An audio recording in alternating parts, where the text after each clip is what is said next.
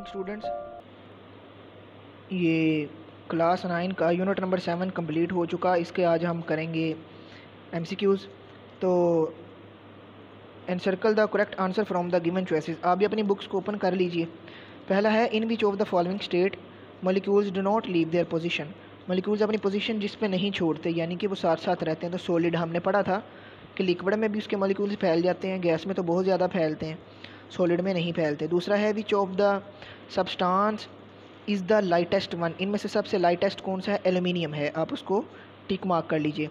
S I unit of pressure हमें पता है पास्कल है, और पास्कल किसके इक्वल होता है? 1 न्यूटन पर मीटर स्क्वायर। तो बी वाला आपने उसको कर लेना है। What should be the approximate length of a glass tube to construct a water barometer. हमने ये भी टॉपिक में मैंने आपको बताया था कि 11 मीटर होनी चाहिए उसकी। ठीक है जी। According to the Archimedes upthrust equal to. Archimedes के मुताबिक अपथ्रस्ट जो है किसके इक्वल होती है? Weight displaces liquid, weight of displaced liquid. 6 वाला है, the density of a substance can be found with the help of. Density हमने किस लॉ से की थी? अर्शिमिदस प्रिंसिपल से। अब ये देखें, हमने पास्कल लॉ भी पढ़ा, हुक्स लॉ भी पढ़ा, अर्शिमिदस लॉ भी पढ़ा, प्रिंसिपल ऑफ फ्लोटिंग भी पढ़ा। अब आपको पता चल गया हमने कौन कौन से लॉ इस चैप्टर में पढ़े हैं। ये इधर लिखे हुए हैं। 7th वाला है मेरे पास, according to the Hooke's law. Hooke's law के मुताबिक क्या होता है? बी वाली ऑप्शन है, stress divided by tensile strain is equal to constant. हमने अभी कल पढ़ा था ये लास्ट टॉपिक में। The following force extension graphs of a spring are drawn on the same scale. Answer the question given below from 8 to 10। Question के answer करने हैं, लेकिन सबसे पहले हम इनको समझते हैं। स्टूडेंट्स ये देखें, ये मेरे पास फोर्स है, ये मेरे पास एक्स एक्सिस है। ठीक है, अब ये फोर्स है, जैसे ही ये लाइन इसके करीब आएगी, इधर को आएगी, यानी फोर्स बढ़ती जाएगी। लाइन फोर्स से दूर होती जाएगी, फोर्स की लाइन ऊपर से मिलना कम हो जाएगी। ये देखिए, इधर से मिलना इधर आ गई है, इसका मतलब फोर्स कम होगी। इसका मतलब इधर फोर्स ज़्यादा है। ठीक है, तो इनके मुताबिक हम समझ के जवाब देते।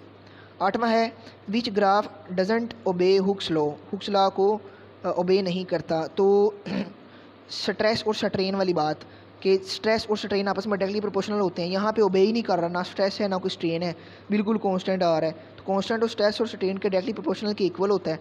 तो ये वाला डजेंट ओबे, ये ओबे नहीं करता। सी वाला। Which graph give the smallest value of spring constant.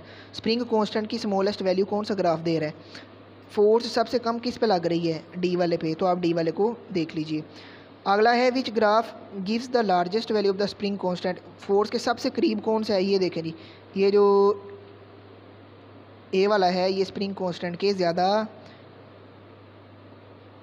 Largest value देगा। ए वाला आप इसको टिक मार्क कर लीजिए। अगर स्टूडेंट्स, ये मेरे पास कुछ रिव्यू क्वेश्चन हैं, एक्सरसाइज के क्वेश्चन हैं। ये मेरे पास टोटल 23 क्वेश्चन हैं। ये 23 क्वेश्चन आपको आते हैं, कोई ऐसा क्वेश्चन नहीं जो आपको नहीं आता होगा। तो मैं किस बुनियाद पे ये कह रहा हूँ? क्योंकि हमने तमाम टॉपिक्स पढ़े हैं। जब हमने तमाम टॉपिक्स पढ़े हैं तो हमें तमाम सवालों के जवाब आने चाहिए। ये मेरे पास यूनिक नोट्स हैं नीचे, तो ये इनके जो क्वेश्चन हैं मैं इनकी आपको फ़ाइल अटैच कर दूंगा साथ। यूनिक नोट्स है मेरे पास, मैं इनकी जो फ़ाइल है आपकी वीडियो के डिस्क्रिप्शन में, आपको यूट्यूब में अगर वीडियो मिले तो आप उसके डिस्क्रिप्शन में देखिएगा, वहाँ पर लिंक मौजूद होगा, आप उसको देखिएगा। उसके अंदर ये PDF की फ़ाइल मौजूद होगी, तमाम क्वेश्चन के जवाब मेरे पास मौजूद होंगे, तो मैं आपको दे दूँगा। ठीक है, तो आप ये कर लीजिएगा। नेक्स्ट लेक्चर में हम इसके न्यूमेरिकल्स करेंगे, तो हमारा ये चैप्टर फिनिश हो जाएगा। Thank you very much.